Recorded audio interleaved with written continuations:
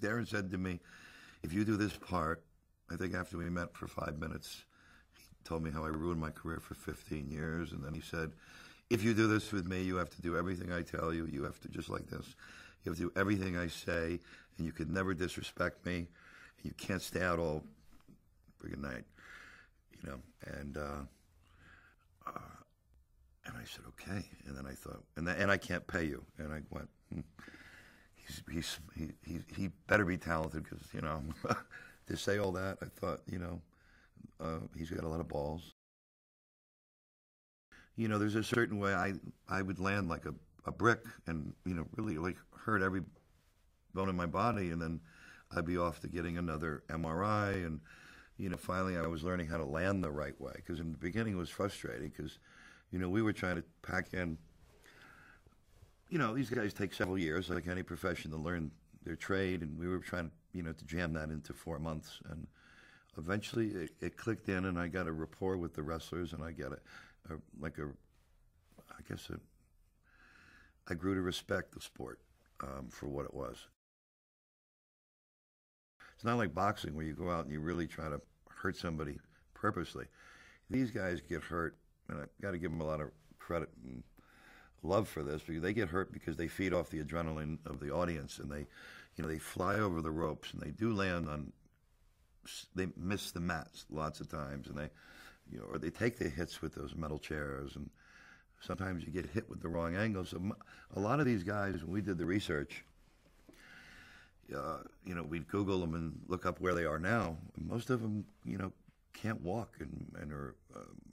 There's a couple guys who were actually paraplegics.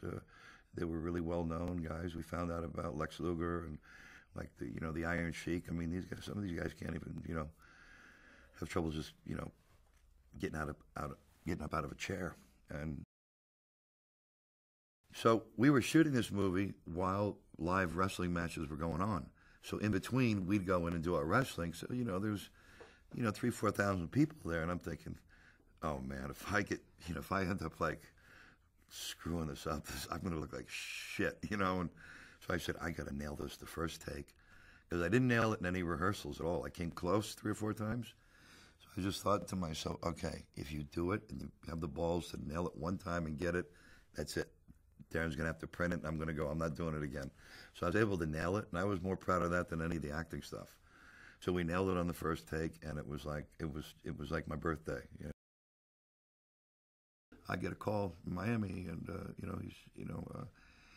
he said, I got a song, and I said, okay, So I took Darren Aronofsky, who I don't even know if he knew who Springsteen was. I mean, he still listens to the Beastie Boys, you know, and brought him there, and Darren's like flipped out. He'd never seen like 80,000 people going crazy with carrying signs and shit in a giant stadium, and he's going, they really like this guy. I go, where you been?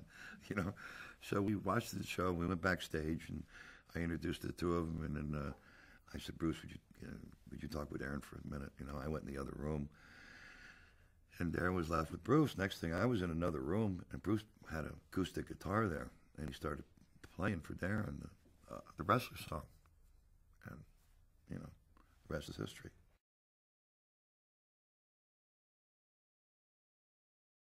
Absolutely no respect for the sport at all. Actually, you know, being an ex-professional fighter, it was just a sport that I just thought I had no respect for. I didn't look at it as a sport, even, which I probably was. I was ignorant to prejudging it that way because I didn't know how dedicated these guys are. I didn't know that you do have you have to have a different type of athletic training and athleticism. So I was wrong in my judging that sport the way I did. So I have to take all that back. I'm very proud of the movie. I think it's the hardest movie I've ever made, and I think it's the best movie I ever made. So, and I'm glad I've told people earlier, I was so glad the day it ended because it was hard. I didn't get out of bed for 4 days. He knows what he wants, when he wants it, where he wants it, and he's very driven. Because he's so smart. It's very easy to work for him because he can. It's very easy for him to make a minor adjustment, and you go, oh, maybe you didn't think of, and it actually can make you better. It can help your performance. If you're not in shape, he'll break you down. So, you better do your homework, and you better be ready to give it all, or this little nerdy dude will reduce you to dust.